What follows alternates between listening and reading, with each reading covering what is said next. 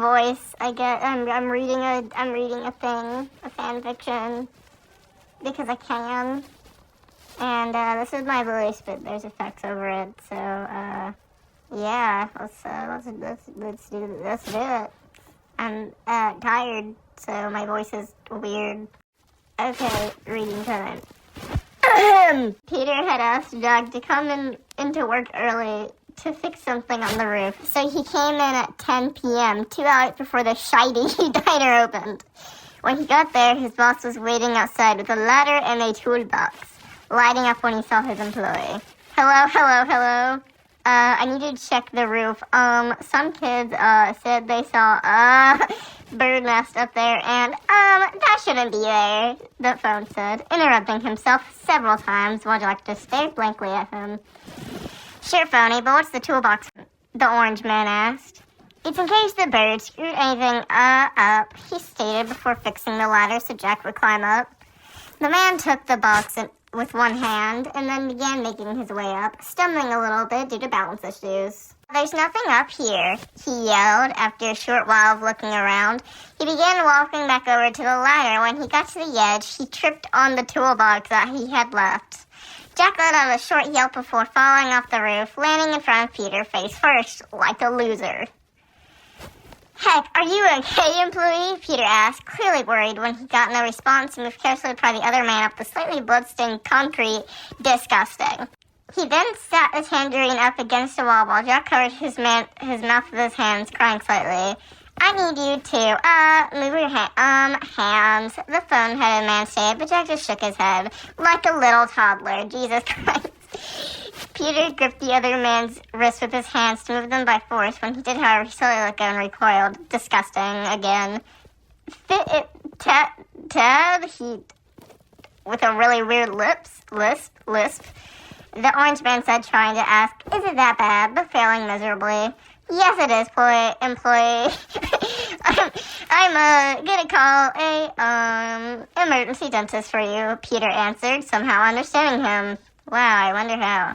He then picked up his receiver and dialed a clinic he knew was close to them. What a girl boss, I guess.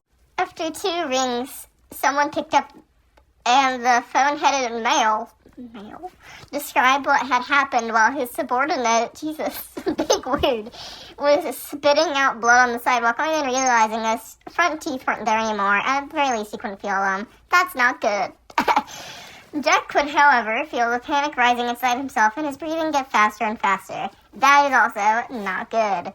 Peter hung up after 5 minutes and explained to Jack that the place he had called had been a bit backed up and that he was scheduled for an appointment at 12:30 a.m. It's 10 a.m. and he's got to wait 2 hours and a half.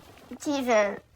He nodded weakly to his boss and asked what happened to his teeth. Peter hesitated for a moment before meekly telling him that they were currently laying shattered on the sidewalk. Jack took a moment to register what his boss had said before turning his head slightly to where he fell, and sure enough, there were 2 fragmented teeth. Ew. He started panicking even more and tried to choke back a sob, failing immensely. The phone-head having man tried to calm the other down by petting his hair gently while trying to figure out what the actual hell he was going to do. He needed to get Jack to the dentist, but couldn't exactly leave the restaurant unattended. Didn't he say that there was a wait time of 2 hours? He decided to call Matt and ask him to watch the pizzeria since he always came in quite early. The Virgin agreed, just saying he'd be there in 20 minutes. Peter thanked the man and then hung up, going to check on Jack. Philly sat down next to the other man and began talking to him about whatever. It was mostly to distract him from the fact that he'd likely be in pain for the next hour or 2, but it was still nice, I guess. The orange man tried to talk back, but it was mostly gibberish and accidentally spitting blood everywhere. His boss didn't seem to mind as they continued chatting until Matt arrived.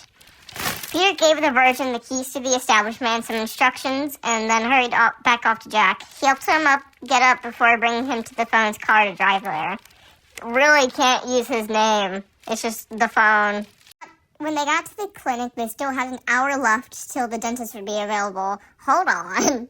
I've been in this situation before, but way less serious. There is not a dentist in a clinic. Those are 2 separate things. I don't know about in California or wherever this is, but, I don't know. So So they just sat there. Peter was talking about anything he thought the other would find even semi-interesting, while Jack spat blood in the paper bag his boss had given him to prevent his car from looking like a crime scene. Tangerine listened intently to the other.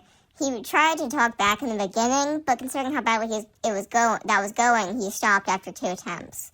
Peter looked at him with pity whenever he tried to speak, considering the pain it seemed to cause.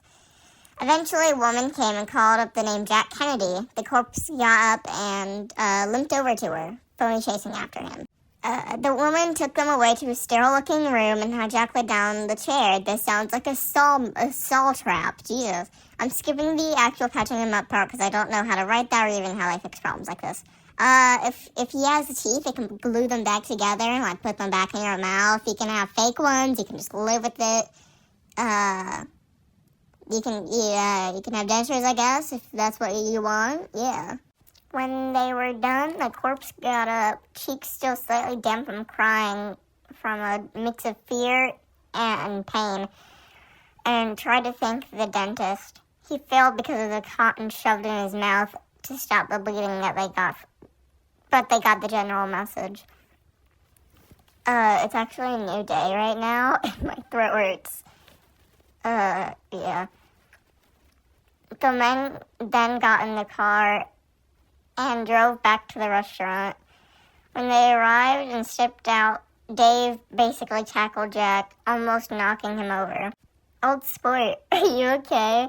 The fucking virgin told me what happened, he said in a worried tone. Jack simply nodded, still incapable of speech.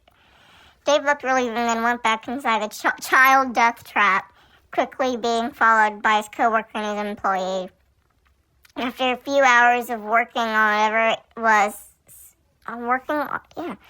6 p.m. I'm so confused. Okay, after a few hours of working on whatever, it was 6 p.m. and time to leave. This is the importance of commas. The Tangerine said bye to his boss and then walked home. Tomorrow's another day. Die, pussy, die. Shut your little eye. When you wake, find a cake. Die, pussy.